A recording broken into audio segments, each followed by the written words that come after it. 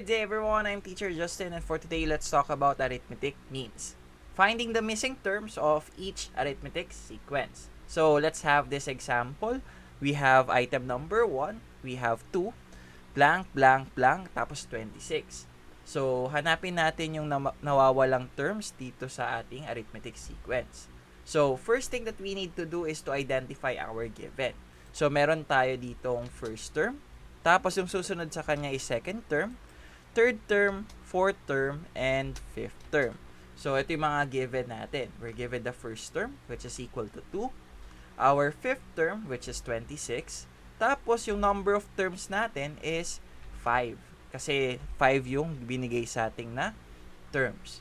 Okay? So to find the missing terms dito, yung nasa gitna ni 2 at 26, ang gagamitin nating formula will be the arithmetic sequence formula.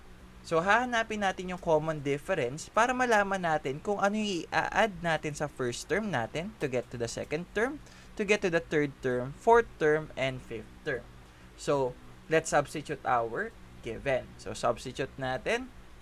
We will have 26 is equal to 2 plus the quantity 5 minus 1 times t. So, start tayo with 5 minus 1. So, 5 minus 1 will be equal to 4.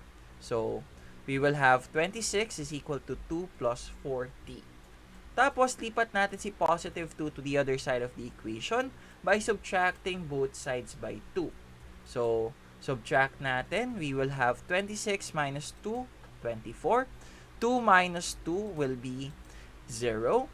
Tapos, bring down na lang natin si 4d. Then, let's divide both sides by 4 para ma-cancel out yung 4 natin at makuha natin yung value ng ating common difference. So, the common difference is equal to 6. So, yung value na i-add natin sa first term will be 6. So, 2 plus 6, that will give us 8. Plus 6, we will have 14. Plus 6, that will be 20. And plus 6 ulit, 26. Which is, kompleto na yung ating arithmetic sequence. Tada! Alright. Let's find the missing terms of this arithmetic sequence. So, we have negative 4, blank, blank, tas 10. Hanapin natin yung dalawang blank sa gitna. So, first thing na gagawin natin is to identify our given. So, we have here, this will be our first term. We have the second term, third term, and fourth terms. So, yung given natin na first term is negative 14. Yung ating fourth term is 10.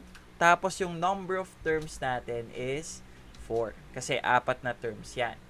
Para ma-solve natin yung dalawang nawawalang term dito is we're going to use the formula for the arithmetic sequence, which is a sub n is equal to a sub 1 plus the quantity n minus 1 times t.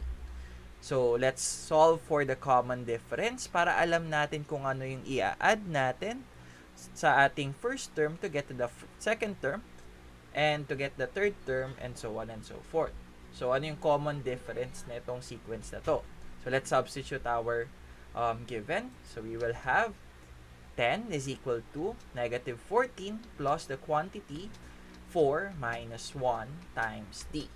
Now, let's combine like terms. 4 minus 1. So, we will have 3 times t. So, yung equation natin magiging 10 is equal to negative 14 plus 3d. Okay. Tapos, let's transfer negative 14 to the other side of the equation. Lipat natin by adding both sides by 14.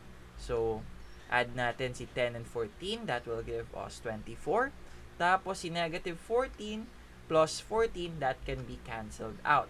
Kasi it will be equal to 0. Tapos, let's just bring down 3d.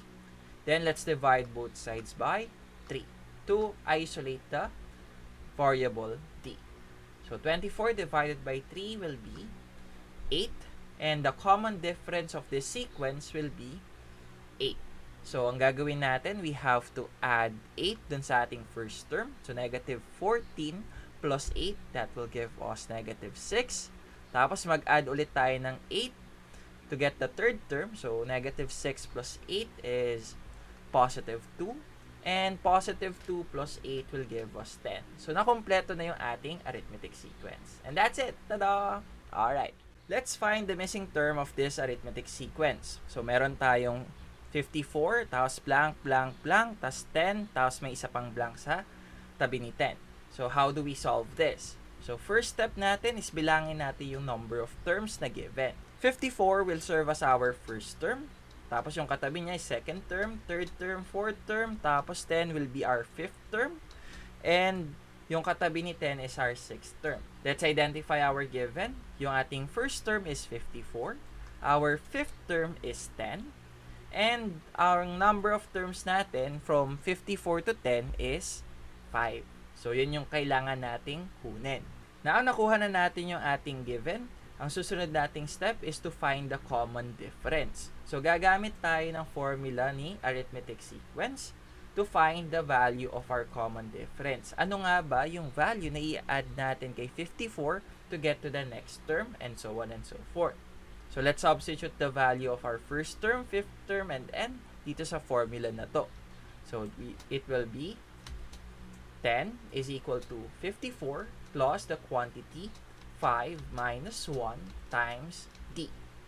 Ayan. So, let's simplify 5 minus 1. That will give us 4. Okay? Then, let's transfer 54 to the other side of the equation by subtracting both sides by 54. So, subtract natin. 10 minus 54 is 44. So, 54 minus 54 is 0. Then, bring down 4d. Okay? Next is to isolate the variable d by dividing both sides by 4. Para ma-cancel out natin yung coefficient na 4. Negative 44 divided by 4 is equal to negative 11. So, ang i-add natin to get to the next term is negative 11. So, pwede rin nating sabihin, let's subtract 11 to 54 para makuha natin yung next term. So, 54 minus 11 will be 43. 43 minus 11 will be 32. Tapos, 32 minus 11 will be 21. And 21 minus 11 will give us 10. Tapos 10 minus 11 will give us negative 1. And that's it. That will be our arithmetic sequence. Ta-da! Alright, let's find the missing terms of this arithmetic sequence. So we have a blank, 18, blank, blank, tas 30. So, para ma-solve natin yung mga nawawalang terms, let's identify our given. So our first term here should be etong blank na to. Pero since hindi siya given, ang susunod nating first term na i-consider will be 18. So, this will serve as our first term. At yung katabi niya will be second term, third term, and fourth term. So, yung 30, yung magiging fourth term natin. So, let's identify. Ang first term natin is 18. Ang fourth term natin is 30. Ang number of terms from 18 to 30 is 4 terms. So, 18, 1, 2, 3, 4. So, n will be equal to 4. Tapos, ang kailangan nating hanapin muna is yung common difference. So, ano yung kailangan nating i-add kay 18 para makuha yung second term? Ano yung i-add natin kay second term para makuha si third term, and so on and so forth. So, gagamit tayo ng arithmetic sequence formula. So, let's solve for the common difference by substituting the value of a sub 1, a sub 4, and n. So, let's substitute. We will have 30 is equal to 18 plus the quantity 4 minus 1 times d. So, let's simplify using the order of operation. 4 minus 1 will give us 3. So, we will have the equation 30 is equal to 18 plus 3d. Now, lipat natin si 18 sa kabilang side ng equation natin by subtracting both sides by 18. So, 30 minus 18 will give us 12. 18 minus 18 is 0. Tapos, bring down na lang natin si 3d. Then, let's divide both sides by 3 to isolate the variable d. So, 12 divided by 3 will give us the common difference, which is equal to 4. So, ang kailangan nating i-add sa ating first term para makuha yung ating susunod na terms will be 4. So, let's add 4 to 18 para makuha natin yung second term. That will be 22 22 plus 4 will be 26. 26 plus 4 will be 30. Paano naman dito sa left side ni 18? Since nag-add tayo ng 4 sa right side, pag nasa left side naman yung missing, we will subtract 4. So 18 minus 4 will give us 14. That will be the first term of our sequence dapat. So 14. And that's it. That will be our arithmetic sequence. Ta-da! Alright. Okay, let's find the missing terms of this arithmetic sequence. So we have here blank, blank, tas negative 46, blank, and negative 72. So let's solve for the missing terms. So we know that this is an arithmetic sequence. So let's identify our given. So since negative 46 yung given at nasa gitna siya, we have to assign this as our first term muna. Okay? Kasi ito yung given at nasa unang-una siya na part ng ating sequence. Tapos yung katabi niya na blank will be the second term at yung katabi niya will be the third term. Okay? Kasi sila lang yung given sa ating sequence. Then, let's identify our given. We have the first term with inassign natin si negative 46. Tapos yung ating third term, which is negative 72. Tapos, yung number of terms from negative 46 to negative 72 is 3 terms. Ito yung gagamitin natin para makuha natin yung common difference. So, the common difference will tell us kung ano yung value na i-add natin sa ating first term to get to the next term. Okay? So, anong formula yung gagamitin natin? So, we will use the formula for the arithmetic sequence. We have a sub n is equal to a sub 1 plus the quantity n minus 1 times t. Let's substitute our value of a sub 1, a sub 3, and n dito sa formula natin. So we have negative 72 is equal to negative 46 plus the quantity 3 minus 1 times t. Now let's simplify. So that will give us negative 72 is equal to negative 46 plus 2t. Now, let's transfer negative 46 to the other side of the equation by adding both sides by 46. So, negative 72 plus 46 will give us negative 26. Negative 46 plus 46 will be 0. Tapos, bring down 2t. Then, ang susunod nating step is to divide both sides by 2 to cancel out the coefficient of d. So, negative 26 divided by 2 will give us negative 13. So, to get to the next term, we have to add negative 13.